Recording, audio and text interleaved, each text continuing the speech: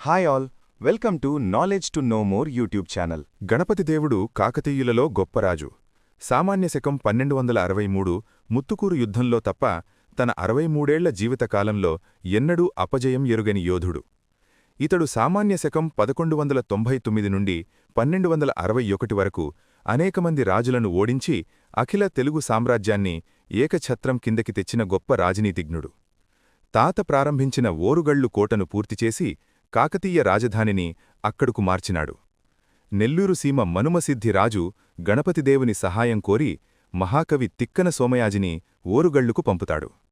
గణపతిదేవుడు మనుమసిద్ధి అభ్యర్థనను మన్నించి సామంతభోజిని నాయకత్వంలో కాకతీయ సైన్యాన్ని నెల్లూరు పంపినాడు.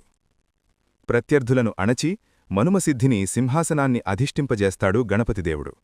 అదే ఊపులో కాకతీయ సైన్యం ద్రవిడదేశం ప్రవేశించి పళయూరు యుద్ధంలో గండగోపాలుణ్ణి ఓడించి కంచి నగరాన్ని ఆక్రమించింది. ఆ తర్వాత రక్కసగంగను ఓడించి కడపను జయించింది. ఈ విజయాలతో కాకతీయులు మొత్తం తెలుగు ప్రాంతాన్ని జయించడమే కాక దక్షిణాపదంలో కాంచీపురం వరకు విస్తరించారు. ఇతనికి 2 కూతుళ్ళు, కుమారులు లేరు. పెద్ద కూతురు రుద్రమదేవి, రెండవ కూతురు గణపాంబ.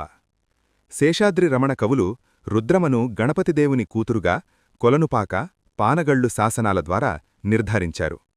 గణపతిదేవుడు తన రాజకీయ చతురతతో రుద్రమదేవిని తూర్పు చాళుక్య వంశపు వీరభద్రునికిచ్చి వివాహం చేశాడు.